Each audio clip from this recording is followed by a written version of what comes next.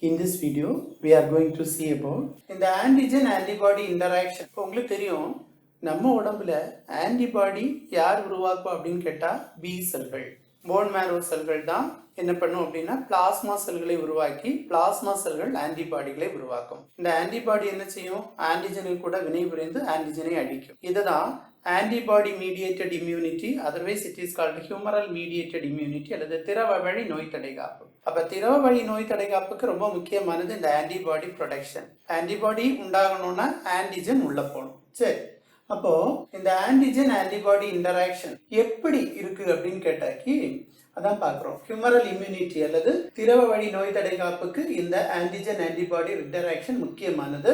அதுதான் எதிர்பொருள் சார்ந்த திரவ வழி நோய் தடைகாப்பு, ஆன்டிபாடி மீடியேட்டட் இம்யூனிட்டி.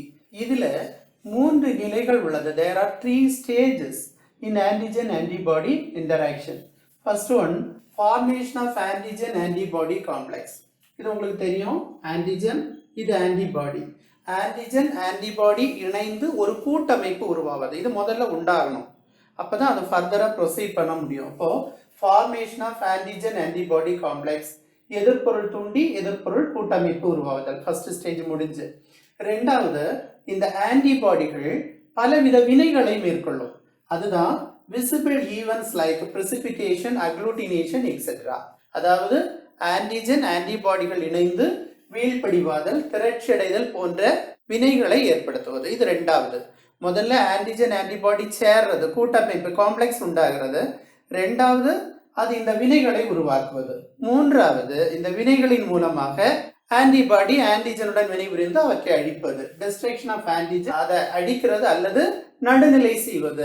ஆன்டிஜன் அழிக்கப்படுவது அல்லது நடுநிலையாக்குதல், நியூட்ரலைசேஷன் ரியாக்ஷன். நியூட்ரலைசேஷனை நம்ம பின்னாடி பார்க்க போறோம். இப்போ இந்த ஆன்டிஜன் ஆன்டிபாடி சேரணும் அப்படின்னு சொன்னா there should be certain forces, சில ஆற்றல் இருக்கணும். ரெண்டையும் சேர்க்கிறதுக்கு இணைக்கிறதுக்கு என்று சில ஆற்றல்கள் வேணும். அது என்னெல்லாம் அப்படின்னு பாருங்க. Binding force of antigen antibody reaction. First one, closeness between antigen and antibody.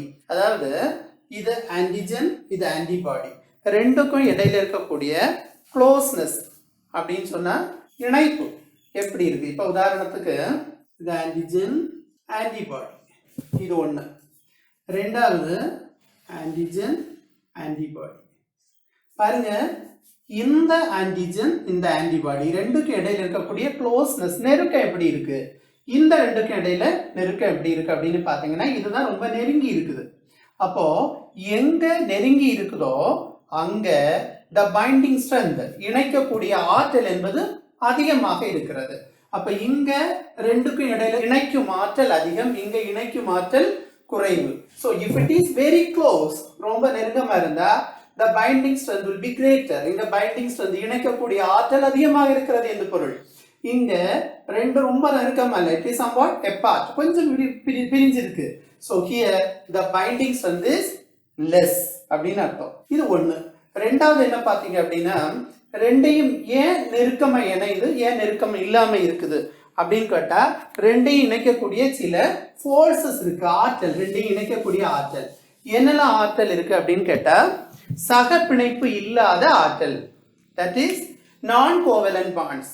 அப்ப இதுக்கு ரெண்டுக்கும் இடையில என்ன இருக்குன்னா கோவலன் பாண்ட் இருக்காது, அதாவது சக பிணைப்பு இருக்காது, நான் கோவலன் பாண்ட்ஸ் தான் இருக்கும். அது என்னெல்லாம் அங்க இருக்கக்கூடிய ஆற்றல், இந்த ஆன்டிஜன் ஆன்டிபாடியை இணைக்கக்கூடிய ஆற்றல் என்னெல்லாம் பாருங்க. ஒன்று ஹைட்ரஜன் பாண்ட் அல்லது ஹைட்ரஜன் பிணைப்பு, எலக்ட்ரோஸ்டாட்டிக் பாண்ட் அல்லது மின்னிலை விசை பிணைப்பு, வாண்டர்வால்ஸ் ஃபோர்ஸஸ் வாண்டர்வால் ஆற்றல், ஹைட்ரோபோபிக் பாண்ட் அதாவது நீர் விலக்கு பிணைப்பு. அப்ப 4 வகையான பிணைப்புகள் ஆன்டிஜனையும் ஆன்டிபாடியையும் நெருக்கமாக்குகின்றன. இப்ப இந்த இணைப்புகள் தான், இந்த பாண்டிங்ஸ் தான் ஆன்டிஜன் ஆன்டிபாடி ரெண்டும் க்ளோஸ் ஆகிறதுக்கு காரணம். மூன்றாவது அஃபினிட்டி, எதிர்பொருள் ஈர்ப்பு அப்படின்னு சொன்னா என்ன? அதாவது இந்த ஆன்டிஜன் ஆன்டிபாடியை தன்னை நோக்கி ஈர்க்கக்கூடிய ஒரு தன்மை, அஃபினிட்டி ஆஃப் த ஆன்டிபாடி, எதிர்பொருள் ஈர்ப்பு அப்படின்னா என்னன்னு பாருங்க. Antibody affinity is the strength of the reaction between a single antigenic determinant and a single combining site of the antibody. அதாவது இந்த ஆன்டிபாடி ஆன்டிஜன் ரெண்டுக்கும் இடையில இருக்கக்கூடிய ஸ்ட்ரென்த் ஆற்றல் எவ்வளவு. இப்போ இது ஒரு ஆன்டிபாடி, இது ஒரு ஆன்டிஜன். சில நேரம் இப்போ நீங்க பாருங்களா, ஒரு ஆன்டிபாடியை மேக்னெட்னு வச்சுக்கோங்க. இது ஆன்டிஜன் அயன் மேக்னெட் அயனை இழுக்கும். ஆனால் இங்கே நீங்கள் பார்த்தீங்கன்னா மேக்னெட்டுக்கு ஒரு ஸ்ட்ரென்த் உண்டு ஆற்றல் உண்டு. சில மேக்னெட் பவராக இருக்கும், சரன்னு பிடிச்சி எடுத்துரும். சிலது வீக் மேக்னெட் இருக்கும், மெதுவாக இழக்கும். அப்போது இந்த மேக்னெட்டுக்கு பவரை பொறுத்து தான் இந்த ஆன்டிஜனை தன்னோக்கி இழுக்கக்கூடிய திறன் இருக்கிறது. சிலது வேகமாக இழுக்கும். That is called affinity. Power மேக்னெட்டுக்கு அஃபினிட்டி கூடுதல், பவர் மேக்னெட் இல்லாமல் இருக்கிறது. Less power magnet is less affinity, having less affinity. அதே மாதிரி தான் இந்த ஆன்டிபாடிக்கு அஃபினிட்டி இருக்குது. ஆன்டிஜனுக்கு மேலே இருக்கக்கூடிய ஈர்ப்பு இருக்குது. சிலதில் அதிகமாக இருக்கும், சிலதில் குறைவாக இருக்கலாம். அப்போது இவை மூன்றும் தான் ஆன்டிஜன் ஆன்டிபாடி வினை புரிவதற்கு காரணமாக இருக்கிறது. ஒன்று க்ளோஸ்னஸ், நம்ம பார்த்தோம். எங்க நெருங்கி இருக்கோ அங்க ஸ்ட்ரென்த் அதிகம், எங்க நெருக்கம் இல்லையோ ஸ்ட்ரென்த் குறைவு. ரெண்டாவது இந்த bondings, hydrogen bond, hydrophobic bond, electrostatic bond and van der Waals forces, இது ஒரு காரணம். மூன்றாவது இந்த ஈர்ப்பு தன்மை, அது கூடுதலும் குறைவும் இருக்கலாம். இதை பொறுத்து ஆன்டிஜன் ஆன்டிபாடி ஒன்றுடன் ஒன்று வினைபுரிகிறது. இப்போ இந்த ஆன்டிஜன் ஆன்டிபாடி ரியாக்ஷன்னால என்னென்ன பயன்கள், வாட் ஆர் த சிக்னிஃபிகன்ஸ் அப்படின்னு பார்ப்போம். இப்போ நமக்கு applications of antigen antibody reaction, அதாவது எதிர்பொருள் தூண்டி எதிர்பொருள் வேதி வினைகளால் என்னென்ன பயன்கள் நமக்கு இருக்கு அப்படிங்கிறத ஒவ்வொன்றா பார்க்க போகிறோம். First one, to determine the blood groups. அதாவது டூரிங் பிளட் டிரான்ஸ்ஃபியூஷன், ஒரு ஆளுக்கு ஒரு ரத்தம் கொடுக்கணும் அப்படின்னு ஒரு ஆள் டொனேட் பண்ண போய் நிற்காரு. அப்போ திடீர்னு அந்த பிளட்டை எடுத்து கொடுக்க மாட்டாங்க. அந்த ஆளுக்கு பிளட் குரூப் என்ன அப்படின்னு பார்த்து தேவையான ஆளுக்கு, இப்போ கொடுக்குற ஒரு ஆள் இருப்பார் டோனர், பெற்றுக்கொள்ளக்கூடிய ரெசிபியன்ட் ஒரு ஆள் இருப்பாங்க. இப்போ ரெண்டு பேருக்கும் பிளட் குரூப் மேட்ச் ஆகணும். அப்போ அது மேட்ச் ஆகுதான்னு பார்க்குறதுக்கு பிளட் டெஸ்ட் பார்க்க வேண்டியிருக்கும். இப்போ டோனருக்கு பிளட் டெஸ்ட் பார்ப்பாங்க, ரெசிபியன்ட்டுக்கு பிளட் டெஸ்ட்டையும் பார்ப்பாங்க. அப்போ அதில் இப்போ ஏ குரூப் இருக்கிற ஒரு ஆள் ஏயும் ஏபிக்கும் கொடுக்கலாம், பி இருக்கிறவங்க பிக்கும் ஏபிக்கும் கொடுக்கலாம், ஏபி இருக்கவங்க ஏபிக்கு மட்டும்தான் கொடுக்க முடியும், ஓ குரூப் எல்லாருக்கும் கொடுக்கலாம். ஏன்னா ஓ குரூப்பில் ஆன்டிஜனே இல்லை, அதனால கொடுக்கலாம். இப்போ ஏ குரூப் ஒரு ஆள் பிளட்டை பி குரூப்புக்கு கொடுத்துட்டோம் அப்படின்னு சொன்னாக்கி ரெண்டு பேருடைய இரத்த செல்களில் இருக்கக்கூடிய ஆன்டிஜன்கள் இருக்கும். ஆன்டிஜன்கள், ஒரு ஆளுக்கு ஆன்டிஜன் ஏ இருக்கும், ஒரு ஆளுக்கு ஆன்டிஜன் பி இருக்கும். அது ரெண்டும் திரட்சி அடையும். இரத்த செல்கள், இரத்த சிவப்பணுக்கள் திரட்சி அடையும், கிளம்பிங் ஆஃப் செல்ஸ். இப்போ அதனால அது ஒத்து போகாது. அப்போ அதனால பிளட் குரூப் ஒத்து போகுமா போகாதா அப்படின்னு கண்டுபிடிக்கிறதுக்கு இந்த ஆன்டிஜன் ஆன்டிபாடி ரியாக்ஷன் தான் நமக்கு யூஸ் ஆகுது. அதை வச்சு தான் பிளட் குரூப்பை கண்டுபிடிக்கிறதும் கூட. அப்போ இரத்த தொகுதிகளை கண்டறிய இது பயன்படுகிறது. ரெண்டாவது, to study serological assignment of exposure to infectious agent. பாருங்க, தொற்று கிருமிகளை கண்டறிவதற்கான சீரம் சார்ந்த உறுதிப்படுத்தும் சோதனை. சீரம் அப்படின்னு சொன்னா என்ன அப்படின்னு கேட்டா, பிளாஸ்மாவிலிருந்து ஃபைப்ரினோஜன்களை நீக்கினால் கிடைப்பதா உங்களுக்கு சீரம். What is plasma? பிளாஸ்மான்னு என்ன? the liquid part of the blood is known as plasma. ரத்தத்தில் ரெண்டு பகுதி இருக்கு, செல்கள் உண்டு, இரத்த சிவப்பணுக்கள், வெள்ளை அணுக்கள், இரத்த தட்டுக்கள் எல்லாம் இருக்கு. அது போக மீதி ரத்தத்தில் உள்ள திரவ பகுதிக்கு தான் பிளாஸ்மான்னு பேர்.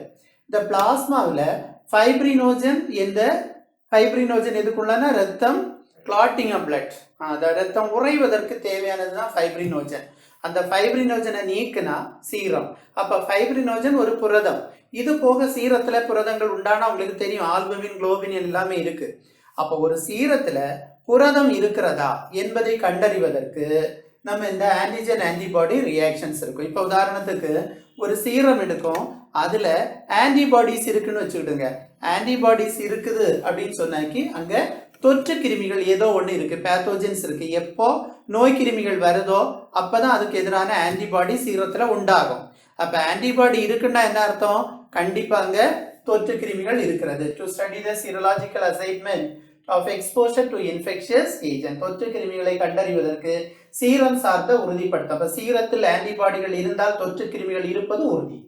அடுத்தது பார்த்தீங்கன்னா, to develop immunoassays for the quantification of various substances, அயல் பொருட்களை கண்டறிவதற்கான தடைகாப்பு மதிப்பீட்டிற்கான சோதனை.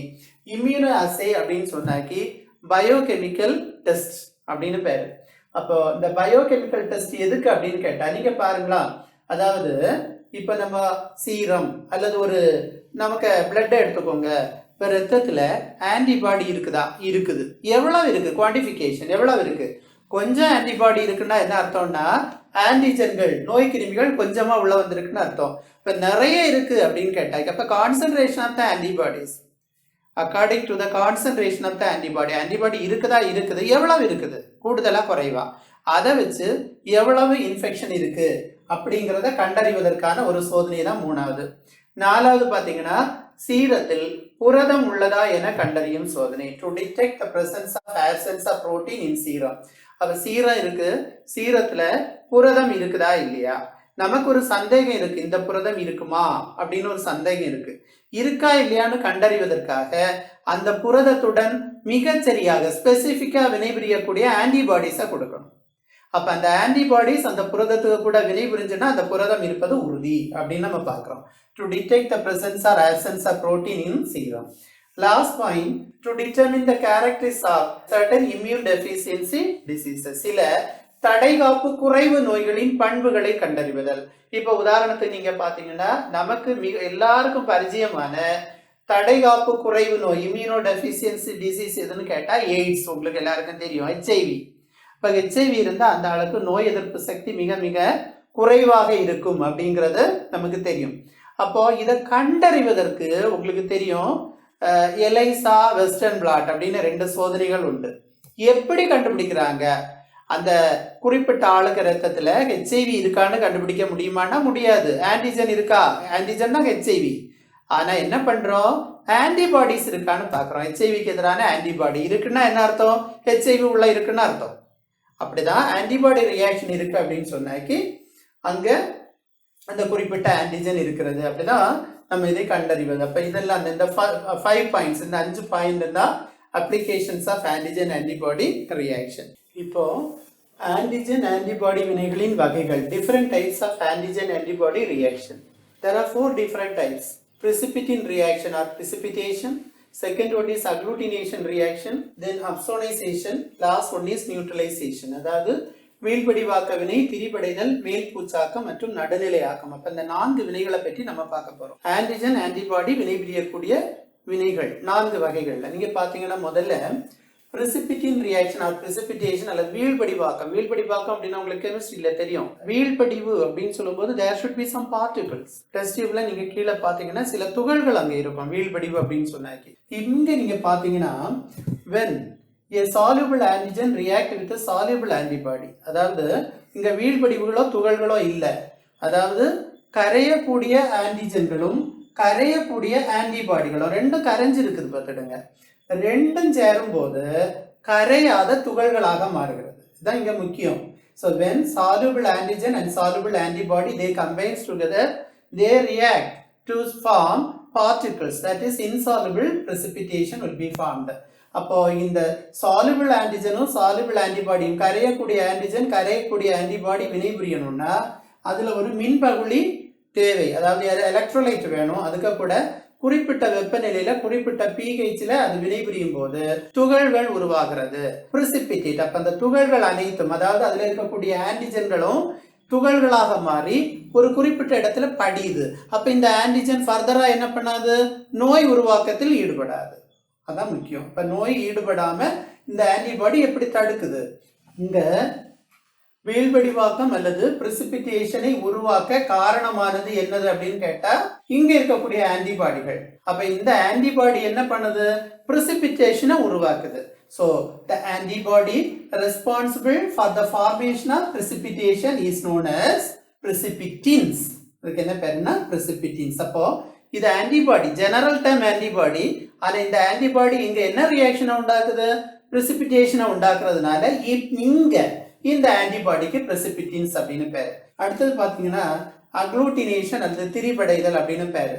இங்க நம்ம பார்க்கணும், அங்க முதல்ல சால்யூபிள் ஆன்டிஜன் கரையக்கூடிய ஆன்டிஜன் கரையக்கூடிய ஆன்டிபாடி. இங்க இன்சால்யூபிள் பாக்டீரியா இன்சால்யூபிள் ஆன்டிஜன் கரையாத பாக்டீரியாக்களை கரையக்கூடிய ஆன்டிபாடிகள் ரெண்டும் வினைபுரிந்து என்ன பண்ணுது அப்படின்னு பாருங்க. கிளம்பிங் ஆஃப் செல்ஸ், செல்கள் திரிபடைகின்றன.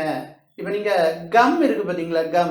கம்மில் சில பொருட்களை நம்ம போட்டோம்னா அதில் அது ஒட்டிக்கும். அதே மாதிரி இங்கேயும் இந்த soluble antibody is just like a gum. அதாவது soluble antibody இருக்கும். அதுல insoluble bacteria, கரையாத பாக்டீரியா சேரும்போது அது ஒரு மாதிரி கம்மா மாதிரி திரிபடைந்து அக்ளூட்டினேஷன் நடந்து அது என்ன ஆகும் அப்படின்னு கேட்டா கிளம்பிங் ஒரு இடத்துல இருக்கும். இப்ப இந்த பாக்டீரியாக்கள் ட்ராப் ஆகுது, சிறைபிடிக்கப்படுது. இந்த பாக்டீரியா இன்னொரு செல்லை தாக்குவதற்கு முடியாது. இந்த பாக்டீரியாக்கள் பின்னர் அழிக்கப்படும் அப்படின்னு பார்க்கிறோம். அதே மாதிரி இங்க பாக்டீரியாக்களை கிளம்பிங் பண்ணக்கூடிய கிளம்பிங்கா மாற்றக்கூடிய, அதாவது ஒட்டும் தன்மையுடைய பைண்டும் பண்ணக்கூடிய இந்த ஆன்டிபாடிஸுக்கு பேர் அக்ளூட்டினின் அப்படின்னு பேரு. எல்லாமே ஆன்டிபாடி தான். பிரெசிபிடேஷனை உண்டாக்குறதுனால அந்த ஆன்டிபாடிக்கு பிரெசிபிட்டின்னு பேரு. இங்க அக்ளூட்டினேஷனை உண்டாக்குறதுனால இந்த ஆன்டிபாடிக்கு அக்ளூட்டினின்ஸ் அப்படின்னு பேரு. மூணாவது பாத்தீங்க அப்படின்னு கேட்டா அப்சோனைசேஷன் அல்லது மேல் பூச்சாக்கம் அல்லது அப்சோனிகரணம் அப்படின்னு சொல்லுவாங்க. இப்ப நீங்க பாத்தீங்கன்னா இங்க ஒரு பேத்தஜன், ஒரு நோய் கிருமி வருது பாருங்க. நோய் கிருமி வந்ததும் இங்க இந்த ஆன்டிபாடி, இந்த ஆன்டிபாடிக்கு பேர் அப்சோனின், அது பிரெசிபிட்டின், இது அக்ளூட்டினின், அடுத்தது அப்சோனின். ஏன்னா அப்சோனைசேஷன் பண்றதுனால இந்த ஆன்டிபாடிக்கு பேரு அப்சோனின். இந்த ஆன்டிபாடி என்ன பண்ணணும் பாருங்க, இந்த பேத்தோஜன்ல ஒரு ரிசெப்டார் இருக்கும், ஏற்பி இருக்கும். இந்த ஆன்டிபாடியிலயும் ஒரு ரிசெப்டார் இருக்கும். அதை வச்சு அந்த இடத்துல அது இன்டராக்ட் பண்ணும். இன்டராக்ட்னா ரியாக்ஷன் பண்ணி இந்த பேத்தோஜனுக்கு மேல ஒரு மார்க்கிங், ஒரு அடையாளத்தை உண்டாக்கிறோம். இப்ப பேத்தோஜனுக்கு மேல அப்சோனின் ரியாக்ட் பண்ண பிறகு ஒரு மார்க்கிங் இருக்கும். இந்த மார்க் பண்ணிட்டு போகுது பாத்தீங்களா, அந்த பேத்தோஜன்ஸ் எல்லாம், அந்த நோய் கிருமிகளை எல்லாம் மேக்ரோபேஜ்கள், செல்லை விழுங்கி அழிக்கக்கூடிய இரத்த வெள்ளை அணுக்கள் மேக்ரோபேஜ்கள், they come and engulf it by a process called phagocytosis. செல் விழுங்குதலின் மூலமாக இந்த மேக்ரோபேஜ், அப்போ அப்சோனின் என்ன பண்ணும், இந்த ஆன்டிபாடி என்ன பண்ணும், பேத்தோஜன்ஸ் கூட ரியாக்ட் பண்ணி ஒரு மார்க்கிங் வச்சுக்கிட்டு போயிட்டே இருக்கும். அதாவது ஒரு பேத்தோஜன் இல்லை, 1 2 3 பேத்தோஜனை சேர்த்து மேல ஒரு கவர் பண்ணி ஒரு பண்டிலா கட்டி மார்க் பண்ணிட்டு போயிட்டே இருக்கும். அதை மேக்ரோபேஜ் வந்து விழுங்கி ஏப்பம் விட்டுட்டு போகும். ஓகே, அப்ப அந்த பேத்தோஜன்ஸ் அழிக்கப்படுகிறது. நாலாவது நியூட்ரலைசேஷன். இங்க பாருங்க, ஒரு பேத்தோஜன், ஒரு நோய் கிருமி உடம்புக்குள்ள வரும்போது பொதுவாக அந்த நோய் கிருமிகள் ஒரு நச்சை வெளிவிடும் நம்ம உடம்புக்குள்ள. அந்த நச்சுக்கு பேரு டாக்ஸின் அல்லது நச்சுன்னு பேரு.